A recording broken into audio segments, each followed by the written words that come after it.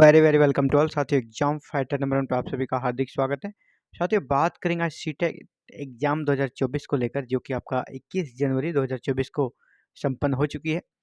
और जैसा कि सीबीएसई के द्वारा इसे कंडक्ट कराया जाता है और काफ़ी प्रतिष्ठित एग्जाम है हमारे देश में।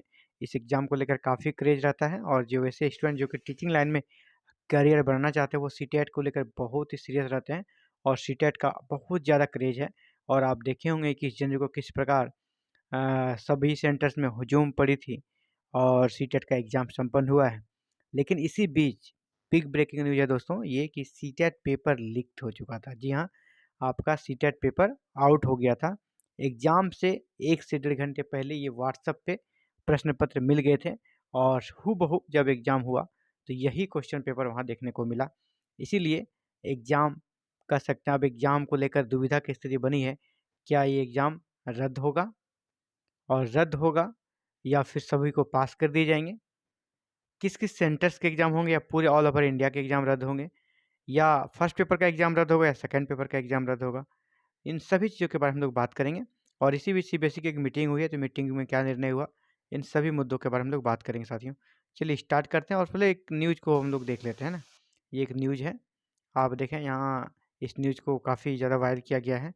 सीटेट पेपर लीक में कोचिंग संचालक गिरफ्तार।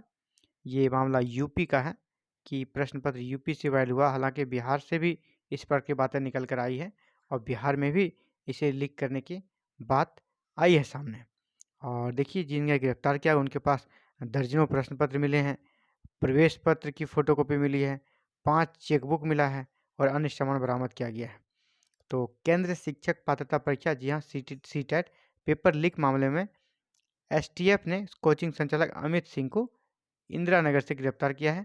मंगलवार को मेरठ से पकड़े गए गिरोह के 2 सदस्यों ने अमित सिंह के बारे में जानकारी दी थी।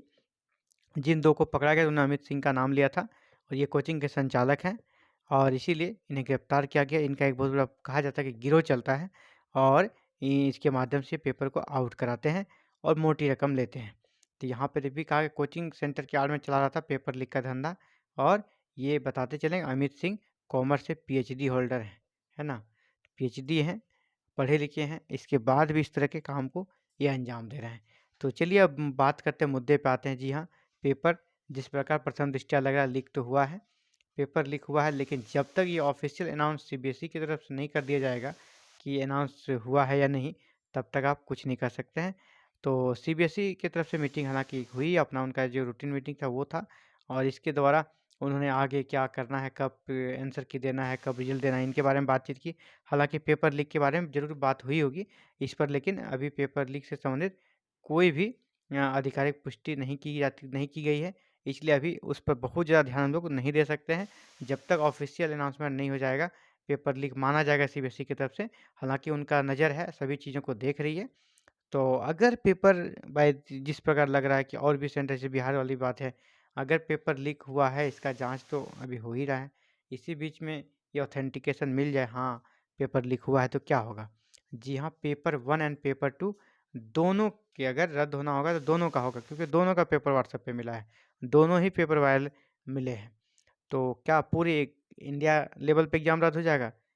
ऐसा तो लगता नहीं है, क्योंकि बहुत दूर-दराज सेंटर रहता है सीटेट का, आप जानते हैं, आस-पास सेंटर नहीं रहता है और गाँव के गरीब बच्चे भी जाते हैं सेंटर्स में। इन सभी को देखते हुए अब रद्द करने से उन्हें 2-3 तरह से लॉस है। पहला कि जर्नी में जो खर्च हुआ, फॉर्म भरने में खर्च हुआ, एकोमोडेशन में जो खर्च हुआ, इन सभी की भरपाई कौन करेंगे?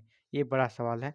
इसीलिए ये आजकल जिस प्रकार तकनीकी बहुत आगे है, ये बिल्कुल डिफ़ाइन किया जा सकता है ये पेपर कहाँ आउट हुआ। तो उस एरियाज़ के, जैसे यूपी में है और बिहार में है, तो उस जहाँ-जहाँ पे ये वायरल हुए हैं, उस एरियाज़ के पेपर को रद्द कर सकती है अगर चाहे तो। या अगर क्योंकि सीटेट का मामला ऐसा बहुत कम ही आता है, सीटेट का पेपर वायरल होता है। लेकिन यहाँ सीटेट का हुआ है, तो हो सकता है अपने को कर सकते हैं पूरा क्लीन दिखाने के लिए, क्लीन करने के लिए, बिल्कुल बाद में कोई विवाद ना हो, तो हो सकता है ऑल ओवर इंडिया के एग्ज़ाम को रद्द कर दिया जाए और एक नया एग्ज़ाम आपसे ऑनलाइन मोड में लिया जाए। ऑनलाइन में इस प्रकार के चांसेस बहुत कम रहते हैं और देखिए, पिछला एग्ज़ाम ऑनलाइन हो रहा था, तो कहीं इस प्रकार की कोई बातें निकल कर नहीं आई थी। हो सकता है एग्ज़ाम ऑनलाइन कंडक्ट कराया जाए नेक्स्ट टाइम और सारे एग्ज़ाम को रद्द भी किया जा सकता है। और इसमें ये होगा कि जो आपका एप्लीकेशन फ़ी वगैरह लगता है वो इस बार नहीं लिया जाएगा स्टेट के द्वारा। ये सारी सुविधाएँ मिल सकती है और एग्ज़ाम रद्द भी हो सकता है, लेकिन जब तक सीबीएसई का ऑफ़िशियल अनाउंसमेंट नहीं हो जाता है, तब तक कुछ नहीं कहा जा सकता। सीबीएसई अनाउंस करेगी उसके बाद ही कुछ कहा जा सकता है। ये सब बस एक कह सकते हैं कोरी कल्पना है, अंदाज़ा है और आगे देखिए क्या होता है। आगे जैसे कोई अपडेट्स आती है आपको यहाँ पर सूचना मिल जाएगी। Thank you very very much for watching this video and connecting the exam fighter number 1। आगे के अपडेट्स को जानने के लिए हमारे साथ बने रहें और हमारे चैनल के साथ जुड़े रहें और जुड़ने के लिए करना है चैनल को सब्सक्राइब, बेल आइकन को प्रेस और ऑल बटन को क्लिक कर लें ताकि आने वाले नेक्स्ट अपडेट मिलते ही आपको सूचना मिले और आप उसे देख सकें। Thank you very very much.